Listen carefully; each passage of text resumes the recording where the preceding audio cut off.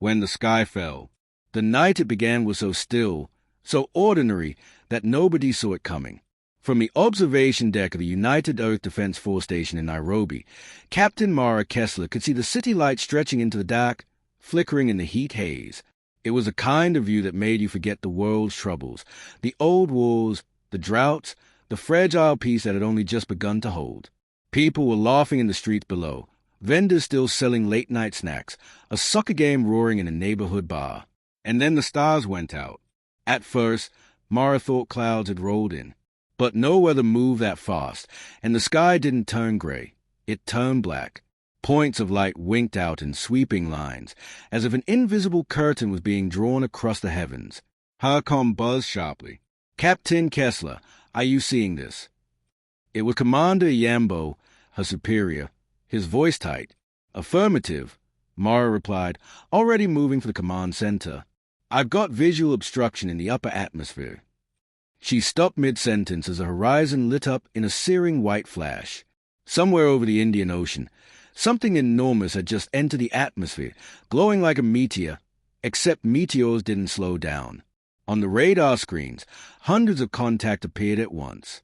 Not aircraft, not satellites, objects the size of skyscrapers, descending in perfect formation. "Oh my God," whispered one of the younger officers. "They're ships." Mara had drilled for this possibility her whole career, hostile contact from off-world, but training was a pale shadow of reality. Her first instinct was to scramble the city's defense grid, but the order never left her lips. The alien fleet moved faster than human systems could track. Above the city, the black curtain resolved into shapes, vast, angular silhouettes with holes like obsidian knives. They hung in the air without visible thrusters, blotting out the moon. A deep, resonant hum rolled across the city, making the windows rattle. Then the voice came. It wasn't sound in the air. It was inside every mind, a cold, alien presence speaking in perfect, mechanical English. "This world is now property of the Ketheri Ascendancy. Resistance is prohibited. Compliance ensures your species will be preserved." Mara felt her stomach turn. That pause before preserved didn't sound like mercy. It sounded like a specimen jar. Across the city, searchlights and anti-air batteries activated. The first missiles arced toward the alien ships. The response was instantaneous. Bolts of green-white energy lanced downward, striking defense platforms. The blasts weren't explosions so much as erasures. One instant the structures were there, the next they were molten glass. The hum in the air deepened, like a predator growling in amusement. "Captain, Sector 12 is gone. Sector 7 reporting total communications blackout." Another officer shouted, "Incoming fire on the eastern perimeter." Mara gritted her teeth. "Get the evacuation protocols online. Priority 1 is civilian transport to underground shelters. Do it now." The sky split open as more alien vessels descended, each the length of a naval carrier, bristling with weapons whose function humans could only guess. Below them, the city was chaos. Sirens wailing, cars jammed in every street, people running for cover as buildings collapsed under precision strikes. In the command center, a young technician named Patel suddenly cried out, "Captain, they're not just hitting military targets. They are harvesting." On his monitor, high-resolution feeds showed massive beams of light sweeping across districts. Anything caught in the glow, cars, people, entire market stalls, rose into the air and vanished into the underbellies of the alien craft. No debris, no remains, just gone. Mara's blood went cold. They are taking them alive. A voice crackled through the secure channel. Dr. Adrian Holt, the Xenotechnology liaison stationed in Geneva.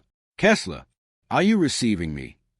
"I'm here," Mara said, her eyes still fixed on the black leviathans above. "I've seen the same report from 7 other cities," Holt said, his voice tight but steady. "New York, Tokyo, Cairo, same pattern. Disable military resistance, then begin mass abductions. If they follow the same operational model as the Cygnus Archive incident, they'll drain planetary resources and leave nothing alive." "How do you know that?" Mara demanded. "Because," Holt said grimly, "we've seen their ships before. The Ascendancy attacked fringe colonies 20 years ago. The reports were buried, But I've read them. We never thought they'd come for Earth. Another flash lit the sky, this one from orbit. Mara glanced at the screen. An entire formation of Earth's orbital defense drones had just winked out, their feed replaced by static. The aliens weren't just here. They'd already won the first hour. And then, just as suddenly as it began, the bombardment stopped. The massive ships hung silent above the burning city. The humming faded. The alien voice returned. Your leaders will present themselves at the primary landing site within 1 rotation of your planet. Refusal will result in total reclamation of the surface. This is your only warning. The voice was gone, but the dread it left behind was worse than the attack itself. Iyambo turned to Mara. Primary landing site. She checked the incoming telemetry. Her stomach dropped. They've chosen Washington, D.C. By the time the first news reports began leaking past the blackouts, the world had already changed. Governments convened emergency councils. Rumors swirled that the aliens had demanded not just surrender, but biological rights to the human species. Mara was ordered onto the emergency transport to D.C. as part of the military security detail. She hated leaving her city, but she knew the truth. If negotiations failed, there would be no city left to defend. The journey to the capital was a blur of smoke-choked skies and panicked civilians. Roads were littered with abandoned cars. Overhead, alien vessels patrolled silently, their hulls shimmering like black glass. When she finally landed, she saw the alien delegation for the first time. They weren't like the spindly gray caricatures from old sci-fi. They were tall, armored in segmented plates that shifted like living metal. Their heads were elongated, their eyes for seat like an insect's, each movement eerily precise. The lead alien carried no weapon.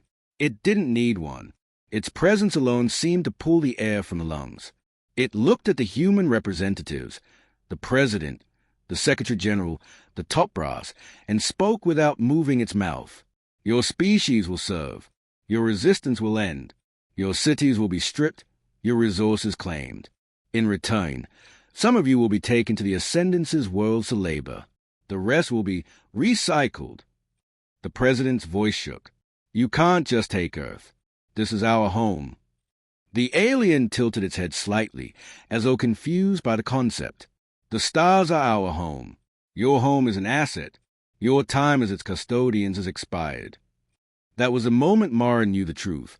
This wasn't a war for territory. This was the cold efficiency of a galaxy that saw humanity as an inconvenient obstacle to its ledger. And in that moment, a decision began to take root in her mind. If the Ascendancy thought they could take Earth without paying for it in blood, they were wrong. By the end of that day, the aliens had left the capital without another shot fired. But everyone knew it was a false peace. They'd given humanity 24 hours to submit or be reclaimed. In the underground military bunker beneath D.C., Mara found herself face-to-face with Dr. Holt at last. He looked older than his years, eyes sunken from sleepless nights. On the table between them lay the wreckage of something alien, a fragment of black metal, still pulsing faintly with green light. "What is it?" Mara asked. Holt gave a thin, humorless smile. "Our first weapon, if we can figure out how it works." The war for Earth hadn't begun yet, but Mara felt the first spark of it burning in her chest. And she swore, as the night closed in around them, that when the fight came, the Ascendancy would learn what humanity was really made of. Shadows and sparks. The world had always been divided. Nations bickered over borders, corporations hoarded resources, and politics moved slower than glacier. But the morning after the Ascendancy's ultimatum, something happened that no one could have predicted. Humanity's argument stopped. Every leader, every general, every intelligence chief, every warlord who still had forces of command, they all came online for a single secure conference. The underground chamber beneath D.C. was filled with a hum of encrypted comms and the murmurs of translators. Captain Mara Kessler stood at the edge of the table, scanning faces.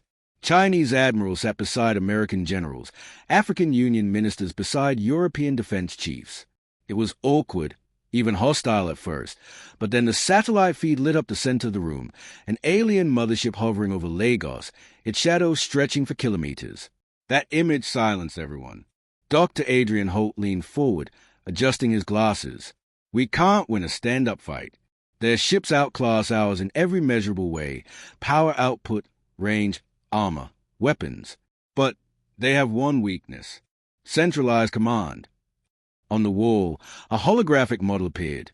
The Ascendancy's orbital formation, each ship linked by glowing data lines to a massive core vessel. Holt pointed. Everything reports back to their command AI. It's the brain. Destroy that, and their coordination collapses. They'll still be dangerous, but without synchronized targeting and navigation, they'll scatter or retreat. General Vose, a grizzled NATO veteran, frowned. And how exactly do you propose we destroy an alien supercomputer the size of City? That, Holt said, is why I need time. And parts. The wreckage we recovered in Nairobi, it's a fragment of their power relays. We can weaponize the energy signature into a pulse, an EMP scale for orbital range. If we detonate it near the command AI, it should fry its systems. A murmur went around the room. The plan was insane. It was also the only plan they had. Mara stepped forward. If Holt builds a weapon, I'll get it to the target. Vose raised an eyebrow. That flagship is sitting in high orbit, defended by an entire fleet. You'd be lucky to get within 100 kilometers. Mara's jaw tightened. Then I'll make my own luck. The last defense coalition, as the media quickly dubbed it, came together in a blur of movement. Across the world, hidden arsenals were opened, mothballed aircraft rolled out of storage, and pilots recalled from retirement. In abandoned factories and underground hangars, engineers worked side by side with hackers, scavengers, and mercenaries. By nightfall, Mara was in a hangar deep beneath the Appalachian Mountains, staring at the alien fighter they pulled from the ruins of a Kenyan crash site. It was sleek, black, and organic-looking, like it had been grown rather than built. Holt was there, elbow deep in the thing's guts, wires and strange glowing filaments spilling out around him. You know, he said without looking up, this craft runs on a neural lattice. It thinks while it flies. You'll need to learn how to convince it you're the pilot. Mara folded her arms. And how do I do that?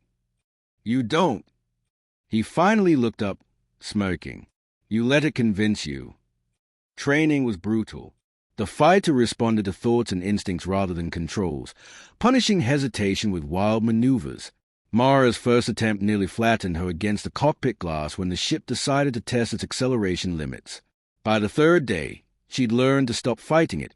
Instead, she rode the fighter's strange intuition, trusting it to read her intentions. Meanwhile, Holt's team worked around the clock. The alien relay fragment was encased in a cylindrical housing the size of a torpedo. Thick, braided cables led to a makeshift control core surrounded by cooling units scavenged from old nuclear submarines. The prototype weapon was unstable, dangerous, and impossible to test without blowing their cover. They called it the Blackout Lance. 2 weeks into the occupation, the Ascendancy tightened its grip. In New Delhi, civilians who resisted collection were incinerated where they stood. In Sao Paulo, entire districts were stripped bare overnight by harvest beams. The media called it the draining, and every day the casualty numbers climbed. Still, the resistance was growing. Across the globe, small strike teams began targeting Ascendancy supply drones and patrol craft. They learned the alien armor had weak points around its energy vents. A lucky hit from even a human RPG could drop a scout. Every kill meant stolen tech, which meant more weapons for the fight. One night, in a cold forest outside Warsaw, Mara joined a strike against an Ascendancy dropship. The resistance had lured it in with a fake distress beacon, hiding heavy weapons beneath camouflage nets. When the dropship landed, the woods erupted in fire. Alien troopers poured out, their armor deflecting bullets until Molotovs and explosive charges overloaded their shields. By the time the smoke cleared, Holt's tech crew had stripped the dropship's core systems and slipped away before reinforcements arrived. That raid provided the final component he needed for the Blackout Lance's ignition sequence. Back in the bunker, Holt slid the last power cell into place. The device emitted a low hum, like a sleeping animal. "It's ready," he said quietly. Mara studied the weapon. "How long between activation and detonation?" 3 minutes, Holt replied. "Once it starts, there's no stopping it. You'll need to get in close, plant it, and get out before it blows." And Mara, he hesitated uncharacteristically. If you don't make it back, they'll remember what you did. Even if no one else survives, they'll remember. She nodded. There was no point promising she'd come back. The mission plan was simple on paper, impossible in practice. Using stolen alien shuttles, a strike team would infiltrate the flagship's outer hangar.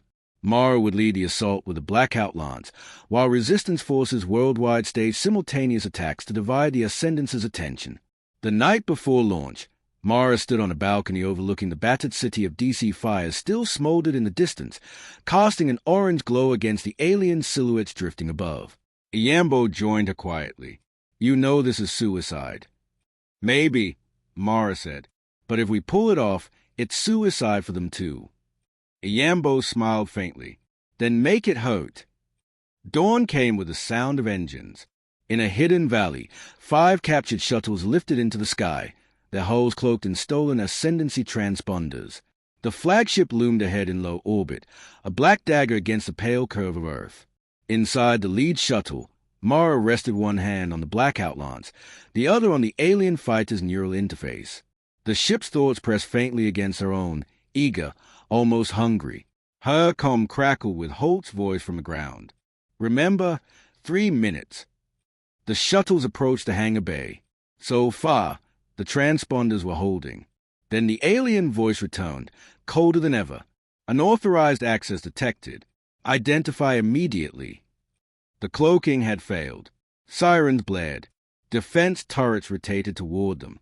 Mara didn't hesitate. All ships, break and engage. The final battle for Earth had begun.